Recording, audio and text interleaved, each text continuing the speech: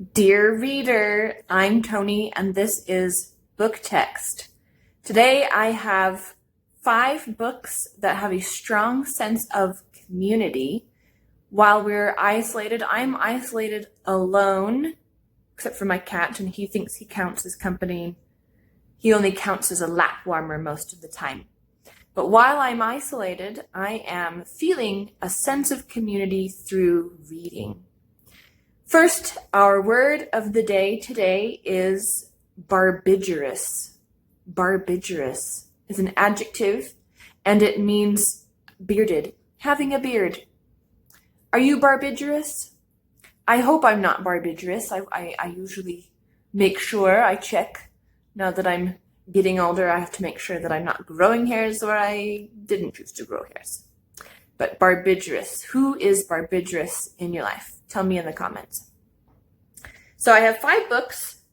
4 I have physical copies of and 1 was an audiobook. And these are in no particular order. The first book is a classic. It is Cranford by Elizabeth Gaskell.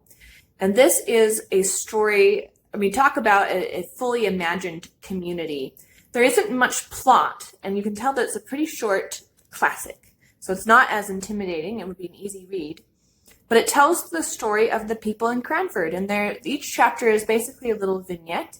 There's not really a through story. So it really helps you to focus on the people themselves. This book is funny, it is sweet, it's pleasant. I love Cranford. Next is At Home in Mitford. Well, really any books in the Mitford series by Jan Karon.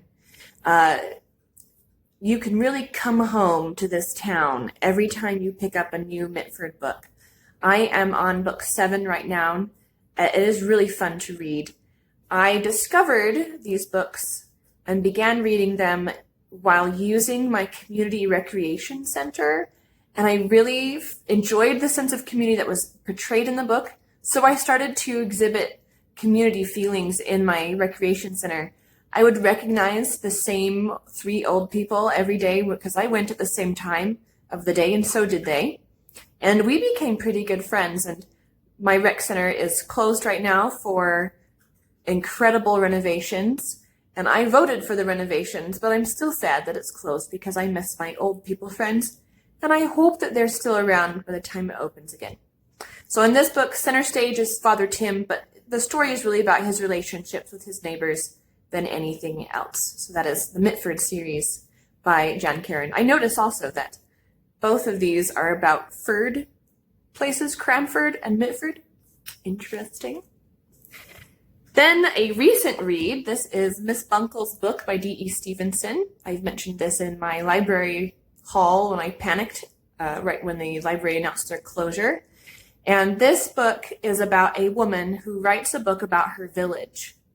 And then the character in the book writes a book about her village. So it's got layers. This is funny. It's hilarious. You start to get into the characters' heads so well that you can kind of predict what they're going to say, how they're going to react to certain things that come up in the books. When they see caricatures of themselves and they start to maybe think differently about how they should act in their lives. I enjoyed this immensely. It is one of a series, but I don't think they all take place in the same small town. This one is called Silver Stream. But the sense of community is amazing. It's very tight-knit. And interestingly, I felt more a part of the community than Miss Buncle does. She is a little bit on the edge, and so I think that's how the book resolves the way that it does. That is Miss Buncle's book. Then I have, of course, Anne of Green Gables. Who doesn't know a busybody Rachel Lynde, or a quiet Matthew, or an uptight Marilla? And I'm obviously oversimplifying these characters, but the idea is that you get to feel them so well, and you get the sense of the town, the people around it, the setting on Prince Edward Island. It's iconic, and it's so unique, but you feel like you've been there and that you've loved these people. So I enjoy, and I love that there's many stories that you get to see kind of generations participate in this setting, in this community. So that one is of course a classic that I enjoy. The last book is our book I read on, or listened to on audiobook. It is pretty recent, Once Upon a River by Diane Setterfield.